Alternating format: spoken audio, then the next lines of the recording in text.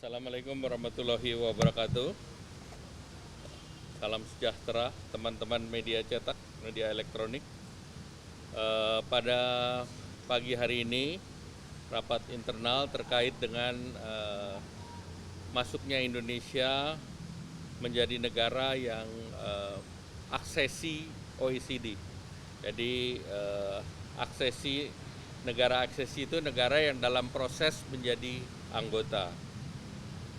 Nah, Indonesia sejak 2007 itu menjadi mitra OECD bersama Brasil, India, Cina, dan Afrika Selatan. Dan di Asia Tenggara, OECD meluncurkan yang namanya Southeast Asia Regional Program di tahun 2014.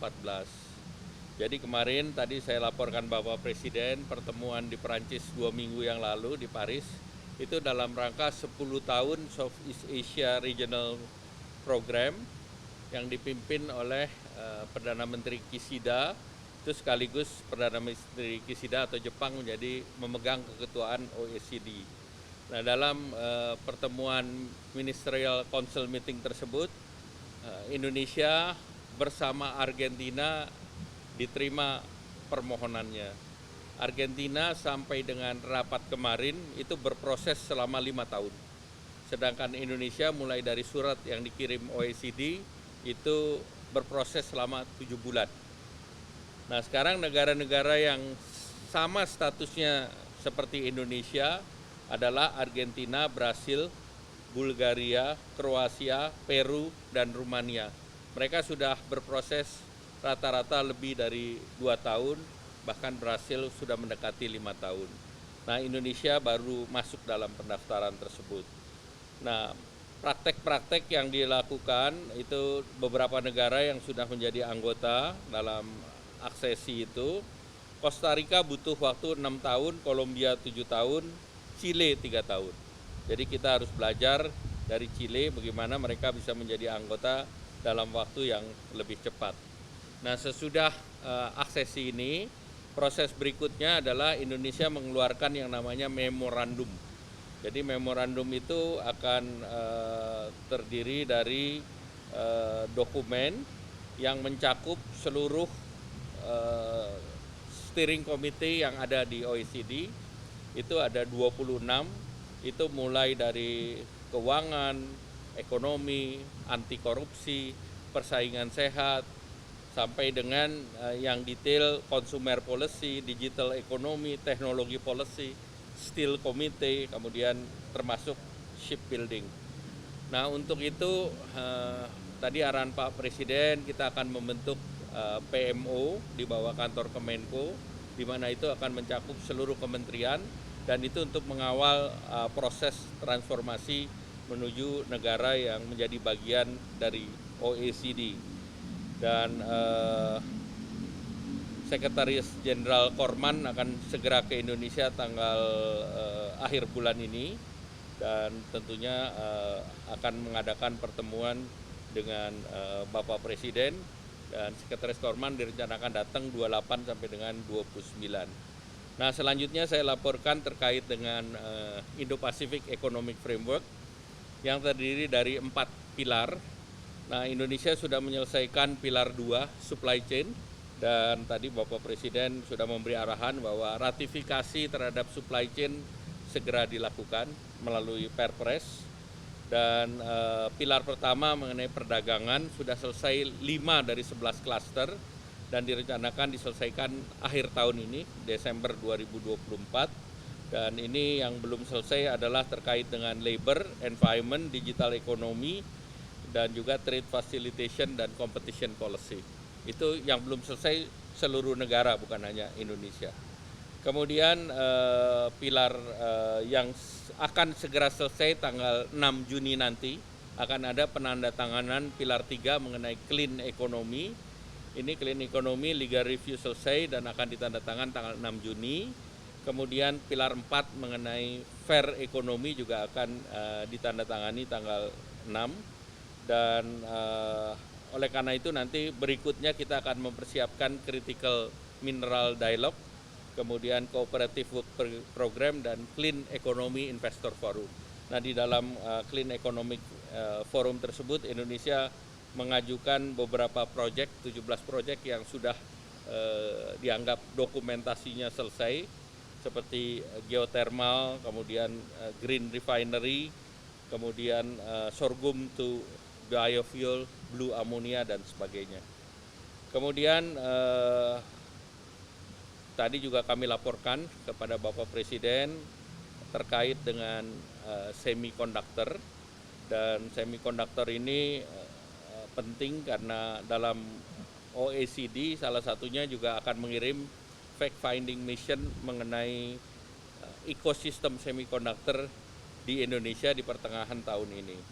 Nah, semikonduktor itu menjadi bagian yang strategis selain critical mineral. Jadi di dunia sekarang dua hal yang sedang mengalami pembahasan kuat, yaitu critical mineral.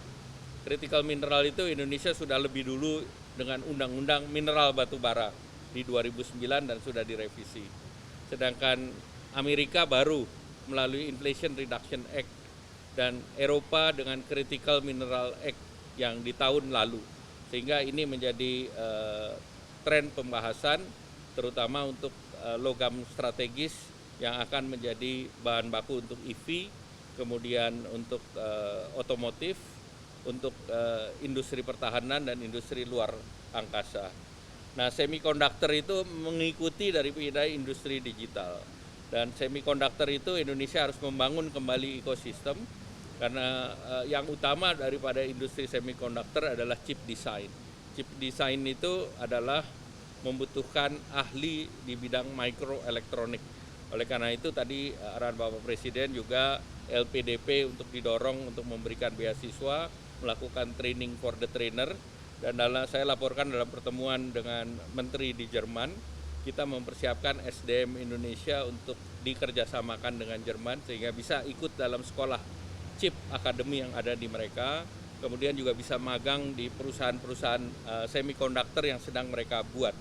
Jadi investasi Jerman sendiri untuk semikonduktor ke depan ini 13 miliar US dollar. Jadi kita sebetulnya bersaing dengan negara-negara tersebut untuk melakukan investasi di Indonesia.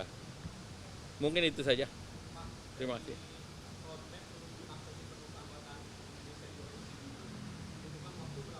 Jadi untuk membangun yang namanya memorandum kita dikasih waktu lebih dari sekitar 250-an hari sampai 280 hari.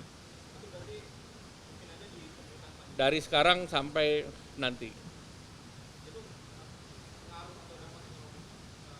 Ya tentu dampak ekonomi itu dari segi pertama dari investasi, kemudian dari best practice secara global.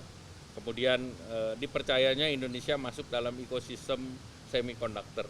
Nah, itu salah satu yang kita lihat prospek investasi ke depan.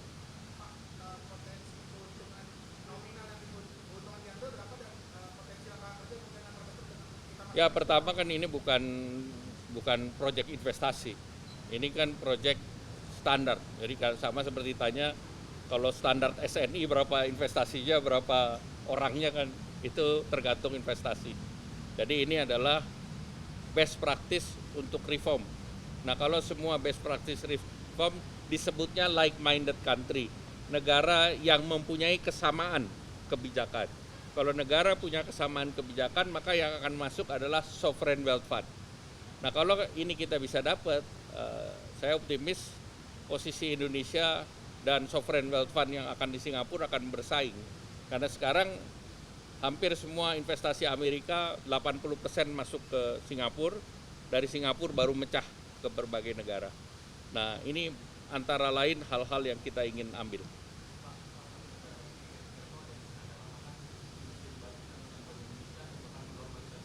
Ada 38 negara, jadi ini adalah platform ekonomi, bukan yang lain. Ya platformnya negara ekonomi, kan ada Chile, ada Peru, ada segala macam. Ada banyak negara lain. Ya.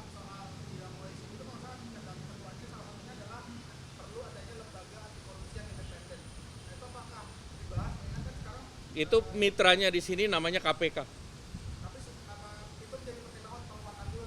Jadi itu sudah masuk dalam pembahasan karena KPK juga menjadi bagian dari FATF, Financial Action Task Force.